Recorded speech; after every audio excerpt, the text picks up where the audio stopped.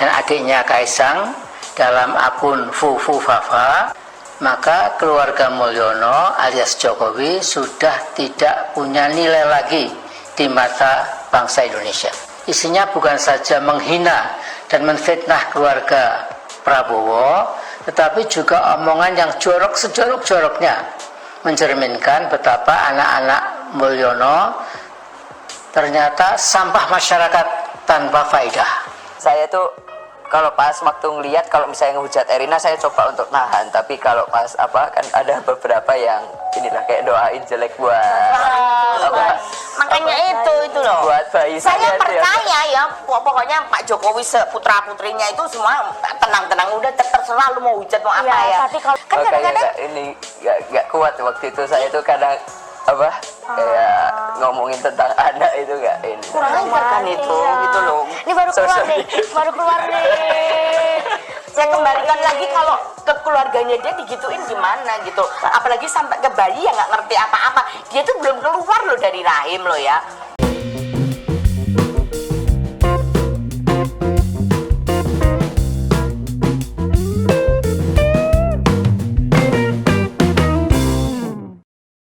Assalamualaikum warahmatullahi wabarakatuh. Shalom, Om Swastiastu, Namo Buddhaya, salam kebajikan, salam sejahtera bagi kita semua. Kembali lagi dengan saya di sini Leonardo Sirait di channel kesayangan kita ini, Sirait Media, di segmen opini Bang Leo. Oke teman-teman, kali ini ada video tentang Mas Kaisang yang sedih melihat keluarganya selalu dihina. Dan juga Mas Kaisang ini rapuh juga ya teman-teman ya. Jadi kasihan ngelihatnya gitu ya. Tetap kuat ya Mas Kaisang ya. Pendukung keluargamu banyak banget gitu ya. Nah Mas Kaisang sampai nangis ketika keluarganya dijelek-jelekin oleh barisan sakit hati ya. Terus terang ya teman-teman ya, saya juga jengkel sih sampai sebegitunya gitu ya. Amin Rais CS ini teman-teman ya, ngomong ke keluarga Pak Jokowi. Bahkan Amin Rais itu sok ngomong masalah moral fufufafa lah gitu ya. Sejak dulu Amin Rais ini berkata-kata kotor gitu kepada keluarga Pak Jokowi.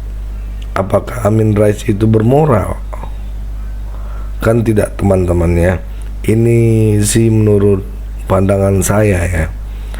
Apalagi backgroundnya dia adalah tokoh besar dan juga yang mengerti agama. Kok kata-katanya sampai seperti itu gitu ya. Mari tanpa berlama-lama, mari kita langsung aja kita saksikan dulu video berikut ini. Gibran, si manusia celaka, dan adiknya Kaisang dalam akun Fufufafa, maka keluarga Mulyono alias Jokowi sudah tidak punya nilai lagi di mata bangsa Indonesia. Isinya bukan saja menghina dan menfitnah keluarga Prabowo, tetapi juga omongan yang jorok sejorok-joroknya, mencerminkan betapa anak-anak Mulyono ternyata sampah masyarakat tanpa faedah. Nasi teris paribus, sampah itu kamu other things being equal, kalau tidak ada gempa politik susulan setelah gempa dahsyat akun Fufufafa itu, setelah terbukti keluarga Mulyono memang benar-benar a hopeless family, Gibran bin Mulyono tidak bisa tidak, kondisio sine qua non ya, harus diseret ke meja hijau. dari keluarga sih, saya sama Erina ya, kita inilah karena emang suaminya di politik resiko, ya itu emang resiko. Kita emang resiko. Harus bisa menghadapi. Cuma kadang ya saya tuh kalau pas waktu ngelihat kalau misalnya ngehujat Erina, saya coba untuk nahan, tapi kalau pas kan ada beberapa yang inilah kayak doain jelek buat Makanya itu loh buat bayi saya percaya ya, pokoknya Pak Jokowi putra putrinya itu semua tenang udah, terserah lu mau hujat mau apa ya. Tapi kalau udah ke fisik, apalagi dalam keadaan dia lagi hamil ya kan kadang-kadang ini nggak kuat waktu itu. Saya tuh kadang kayak ngomongin tentang anak itu nggak ini kurang ajar kan itu gitu loh. Ini baru keluar nih. Saya kembalikan lagi kalau ke keluarganya dia digituin gimana gitu. Apalagi sampai ke bayi yang nggak ngerti apa-apa. Dia tuh belum keluar loh dari rahim loh ya. Udah dihujat di dalam perut dia. Kan itu kan. Ya kadang-kadang kita lihat tuh yang ngehujat tuh ya, itu kayak sama seorang ibu pakai jilbab, bionya pakai ayat Al-Qur'an. Kadang di mana sih hati nuraninya kadang gitu loh. Maksudnya sampai enggak kepada substansi, enggak kepada hal yang jadinya nyerangnya wah membabi buta kemana-mana gitu. Karena tetap sama kebencian gitu. Dan Ya Pak Jokowi ini biasa aja. Saya kira untuk dia selesai pekerjaannya sebagai presiden, jabatannya sebagai presiden, ini kan orang aja yang sibuk. Ya. Jokowinya santai, apa urusannya? Mereka mengharapkan kalau mereka menyerang Jokowi, Jokowi ini gelisah, terus mereka ini mengharapkan Jokowi kasih respon. Iya. Lo kan oposisi abal-abal, ngapain dikasih respon sama orang-orang kayak begini? Iya kan? Jadi gini, kalau di Jokowi merespon mereka, Jokowi nggak hebat. Jokowi tidak merespon pun Jokowi tidak rendah. Iya, Kan betul. gitu. Buktinya surveinya tinggi. Kepuasannya Jadi ini 75%. kasihan kan, kita kasihan aja lihat orang-orang. Nggak ada cara berpikirnya nih di luar akal sehat, di luar konstitusional juga. Seolah-olah kalau nyerang Jokowi, Gibran nanti ribut sama Prabowo, lalu sampai pada Gibran tidak dilantik nanti. Ya, betul. Ini kan kasihan kita. Ada ahli tata negara di situ, mantan Menko Polkam di situ, iya kan? Di situ juga para dokter-dokter yang kumpul. Dan cara berpikirnya seperti ini, bagaimana nih negara mau maju? Kita mengharapkan oposisi itu kan gagasan-gagasan hebat, ya nggak? Ini nanti kalau Jokowi dianalisis sistem ekonomi yang dibangun Jokowi A, kita mengharapkan bahwa Prabowo ini A+, kan gitu. Demokrasinya juga begitu, harusnya kan gagasan-gagasan begitu. Jangan apa lagi, ya kan? Kalau ngomongin begitu, Jokowinya ngerti ya Bang? Masa nggak ngerti? Kau ini kadang-kadang underestimate juga kau ini. 10 tahun jadi presiden, Soeharto aja 2 tahun jadi presiden ngerti semua, apalagi 10 tahun ya. Iya. Kan katanya. Jadi gini, ngerti itu jangan kau samakan Jokowi seperti ngertinya dosen. Oh. Ya kan?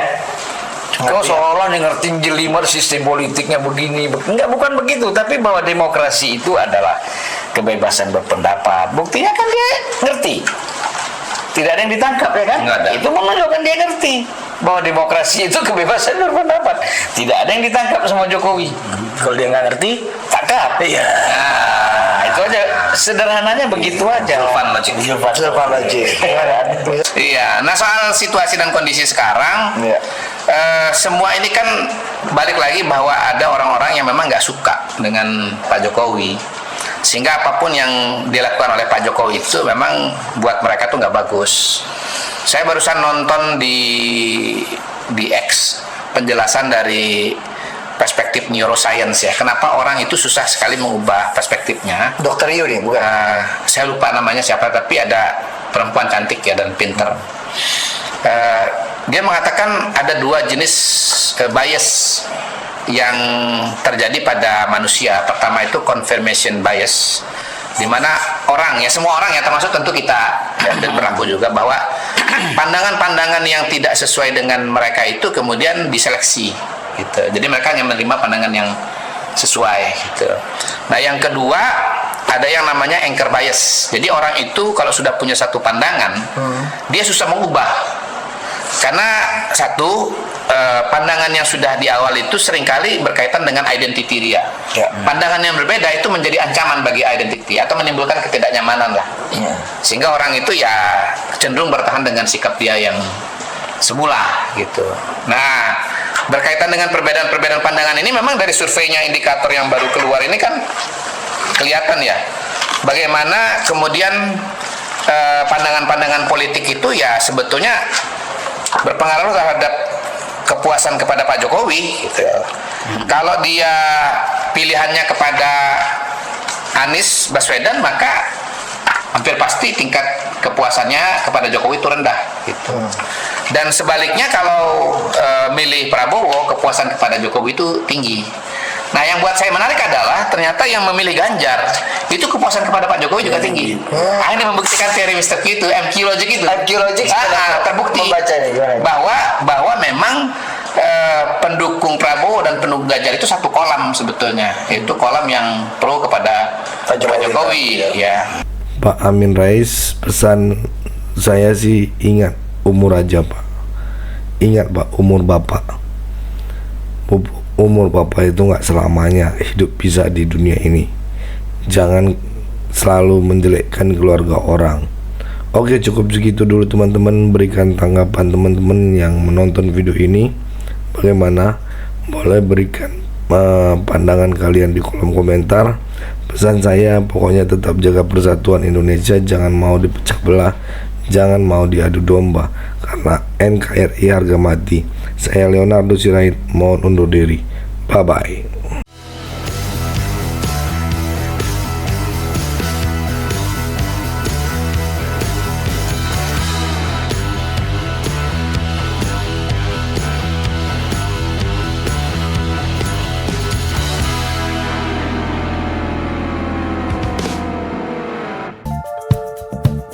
Kawan-kawan yang mau mendukung Sirait Media, boleh melalui rekening ini dan bisa melalui Kris Mobile Banking ini. Dengan cara scan barcode Kris ini di mobile banking, kawan-kawan.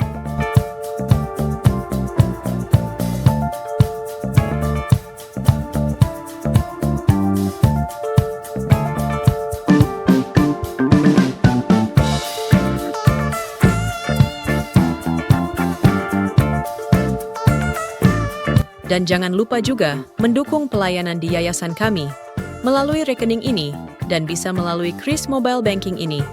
Dengan cara scan barcode Kris ini di mobile banking, kawan-kawan. Berapapun itu sangat berguna bagi pelayanan kami.